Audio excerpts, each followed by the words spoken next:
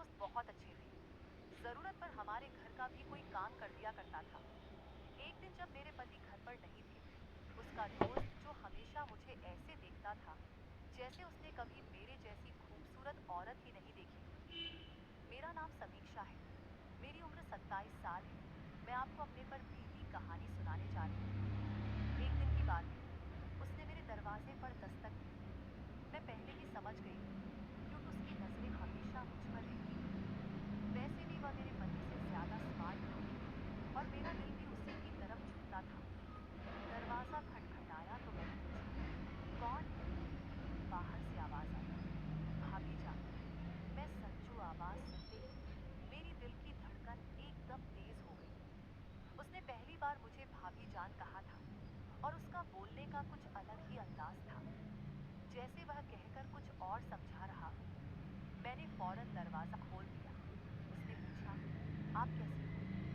मैंने धीरे से कहा, मेरी कमर में बहुत दर्द है। संजू ने हंसी दबाकर जवाब दिया, अगर आप चाहो तो मैं गर्म तेल लगा देता हूँ, दर्द जल्दी ठीक हो जाएगा। उसकी बात सुनकर मेरी सांसें अटक गईं। मैं जानती थी वो असल में क्या कह रहा है, लेकिन मेरा भी मन तो वही चाहता था। मैंने बस सर हिला दिया और वह अंदर आ गया। मैं बेड पर लेट गई। उसने तेल गर्म किया और कुछ उंगली पर लगाए और मेरे पास बैठ गया। उसका शरीर मेरे बिल्कुल करीब था। उसकी एक हाथ मेरी गर्दन को छू रही थी। जैसे ही उसने मेरी कमर पर गर्म तेल लगाना शुरू किया, मेरी सांसें तेज हो गईं। उसकी उंगलियों का स्पर्श सीधा दिल तक उतर रहा था। कभी वह हल्का सा दबाता, कभी ज्यादा। मैंने पलकें बंद कर ली और अपने होंठ काटने लगी। संजू धीरे से बोला, भाभी जान, लगता है गर्म तेल अपना काम कर रहा है। उसकी मुस्कान, उसकी नजरें सब मेरे काबू से बाहर हो गई। मैं चुप थी, लेकिन अंदर से पूरा जिस्म हिल रहा था। उसकी उंगली कभी कुछ नीचे चली जाती, कभी कुछ ऊपर। मैंने उसके हाथ को रोकना चाहा, पर रोक नहीं पाई। कमरे में सिर्फ मेरी धड़कन की आवाज सुनाई देती थी। संजू और करीब आया और धीरे से बोला, मैं जानता हूँ आप भी यही चाहती हो, बस एक बात कह दीजिए। मैंने उसकी तरफ देखा। उसकी आंखों में वही भूख थी जो मैं पहले भी महसूस कर चुकी थी। मैं कुछ नहीं बोली, सिर्फ आंखें झुकाई। उसने गर्म तेल साइड के टेबल पर रखा और पास आ गया। अब हम दोनों के बीच सिर्फ एक कदम की दूरी थी। मेरी उंगली उसके हाथ से जाती थी और मुझे लगा जैसे करंट लग गया हो। मैंने धीरे से कहा, संजू। उसने मुस्कुराते हुए जवाब दिया, बस भाभी जान, अब मैं समझ गया। कमरे की हवा गर्म हो गई। दरवाजा बंद था। पति घर पर नहीं था। मैं और संजू एक ऐसे मोड़ पर थे जहां से लौटना मुश्किल था। संजू सीधा मेरी आंखों में देखने लगा। उसकी नजरें ऐसी थीं जैसे पूरा जिस्म देख रही हो। मैं चुप थी, बस हट काटती रही। उसने धीरे से कहा, भाभी जान, आप बोलती क्यों नहीं? आपके चेहरे पर सब लिखा है। मेरे लिए संभलना मुश्किल हो रहा था। मेरा दिल तेज धड़क रहा था। मैंने बस अपने आप को संभाला और पलटकर उसे देखने लगी। वो धीरे से करीब आया। उसके हाथ मेरी कमर पर रुक गए। मैं एक पल को सख्त हो गई, पर अगले ही पल मैंने अपनी आंखें बंद कर ली, जैसे मैं भी तैयार हो चुकी थी। संजू ने धीमी आवाज के साथ कहा, अभी दर्द कम करना है या और ज्यादा करना है? मेरे होठों पर हल्की सी मुस्कुराहट आई, लेकिन मैंने कुछ नहीं बोला। उसकी आवाज, उसकी सांसें, सब कुछ मेरे अंदर घुल रही थी। कमरे में सिर्फ लाइट की हल्की रोशनी थी। उस रोशनी में उसका चेहरा और ज्यादा साफ लग रहा था। मैं उसकी एक एक धड़कन को महसूस कर रही थी। जब उसने अपने दोनों हाथ मेरी कमर पर रखे, तो मैंने अपनी सांस अंदर खींच ली। मैंने धीरे से कहा, संजू, और उसने बिना देर किए जवाब दिया, बस भाभी जान, मैं यही था आपके लिए। मुझे लगा जैसे सब कुछ वहीं रुक गया हो। उसका हाथ धीरे धीरे नीचे की तरफ जा रहा था और मेरा जिस्म अपने आप नरम होता जा रहा था।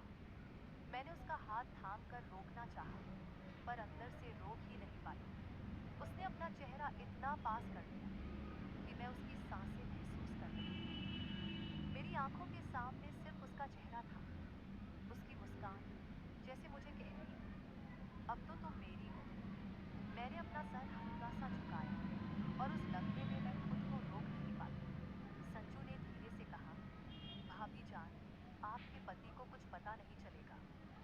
आप बस आज की रात यादगार बना दो। मेरी उंगलियां उसके हाथ पर खींच गई और मैं बस उसी को देख रही थी। मैं डर भी था, लेकिन उस डर से ज्यादा एक अजीब सी खुशी थी। वक्त रुकता जा रहा था, दरवाजा बंद था, घर खामोश था और मैं और संजू एक लकीर के दोनों तरफ थे। उस लकीर को पार करते ही सब कुछ बदल जाता। मैंने हंसी बवाकर बस इतना कहा, तुम रुकने वाले तो हो नहीं और मैं रुक जाने वाली नहीं। उसने सीधा जवाब दिया, फिर देर कैसी भाभी जान। और जैसे ही उसने मुझे अपनी तरफ खींचना शुरू किया, मेरा सारा काबू टूट गया। संजू ने मुझे अपनी तरफ खींच लिया। एक पल को लगा जैसे पूरा कमरा घूम गया। उसका सीना मेरे करीब था, उसकी सांस मेरी गर्दन को छू रही थी। मेरा दिल इतना तेज हो रहा था कि मुझे खुद सुनाई दे रहा था। मैंने उससे दूर जाने की कोशिश की, लेकिन उसने मेरी कलाई थाम ली। हल्की सी मुस्कान के साथ बोली, अब तो आप मुझे रोक भी नहीं सकती भाभी जान। मेरी आंखें नीचे थी, पर होठों पर एक हल्की सी मुस्कान अपने आप आ गई। मैं खुद भी तो यही चाहती थी, बस कुछ बोलने की हिम्मत नहीं थी। संजू ने एक हाथ से मेरी साड़ी को संभाला और दूसरे हाथ से मेरी कमर को उसकी उंगलियां हल्की सी कस दी और मैं उसके करीब और चिपक गई। मैंने धीरे से कहा, संजू बस नहीं, पर आवाज ऐसी थी जैसे रोकना नहीं, बल्कि और बुलाना चाहती थी। वो करीब होकर मेरे कान के पास धीरे से बोली, बस एक बार प्लीज रुक जाऊंगा, वरना मैं अब रुकने वाला नहीं। मेरी सांसें और तेज हो गई। मैंने अपने होठों को दबा लिया, लेकिन आंखों में सब लिखा हुआ था। कमरे में सिर्फ लैंप चल रहा था। उसकी रोशनी में उसके चेहरे की हर लकीर और तेज लग रही थी। उसकी नजरें मेरी आंखों से जाकर होठों पर रुक गई। मैंने पलटकर उसकी तरफ देखा और बस इतना कहा, तुम्हें समझने के लिए मुझे कहना नहीं पड़ता। यह सुनकर संजू ने एक गहरी सांस ली और मुझे और पास खींच लिया। अब हमारे बीच कुछ इंच का भी फासला नहीं था। उसके हाथ मेरी कमर से कुछ ऊपर आ गए और मैंने पलकें बंद कर ली। उस पल मुझे लगा जैसे सब कुछ रुक गया है। दरवाजा बंद, घर खामोश और हम दोनों अकेले। पति घर पर नहीं था और मैं अपने पति के दोस्त की बाहों में थी। संजू ने बोला, भाभी जान आज के बाद सब कुछ बदल जाएगा। मैंने आंखें बंद रखकर सिर्फ एक हल्की सी आवाज निकाली, जो होना है सब हो जाने दो। और अगले ही पल संजू ने एक कदम आगे लिया, जहां से लौटना मुश्किल था। संजू का चेहरा मेरे बिल्कुल पास था। उसकी नजरें मेरी आंखों से होठों तक बार बार जा रही थी। मैंने अपने होंठ दबा लिए और उसकी भूख मुझे साफ नजर आ रही थी। मैंने हल्की सी आवाज में कहा, संजू अगर कोई आ गया। तो उसने हंसी दबाकर जवाब दिया, दरवाजा बंद है और घर में और कोई नहीं, अब सिर्फ मैं और आप हैं। उसकी आवाज इतनी मधुर थी कि मेरे पैर अपने आप नरम हो गए। मेरा दिल कह रहा था, रुक जाओ, पर जिस्म कह रहा था, रुकना मत। संजू ने एक हाथ से मेरी कमर को और कस लिया और दूसरे हाथ से मेरी साड़ी को साइड कर दिया। उसकी उंगलियां मेरी गर्दन के पास से फिसलती हुई नीचे आई। मेरी सांसें फिर से तेज हो गई। मैं उसकी तरफ पलटकर बोली, तुम्हें समझ नहीं आ रहा, मैं रोक नहीं पाऊंगी अपने आप को। संजू और करीब आया और हल्की आवाज में बोला, इसीलिए तो आया हूँ, आपको रोकने नहीं, खुश करने। उस पल मेरी आंखें उसके चेहरे पर अटक गईं। उसका अंदाज, उसका आवाज, सब कुछ मुझे उसकी ओर खींच रहा था। मैंने अपना हाथ उसके सीने पर रखा, जैसे दूर करने के लिए, पर वह दूर नहीं हुआ, बल्कि और पास आ गया। उसने मेरी कलाई पकड़ ली और अपनी तरफ खींच लिया। अब हमारे बीच बिल्कुल भी फासला नहीं था। उसकी सांसें मेरी गर्दन को दबा रही थीं। मैंने आंखें बंद की, अपना सर उसके कंधे पर रखा। उसने धीरे से कहा, भाभी, अब बस आप मेरी हो। मेरी उंगली उसके हाथ के ऊपर जा रही थी। मैं कुछ नहीं कह पाई, सिर्फ उसके करीब होती चली गई।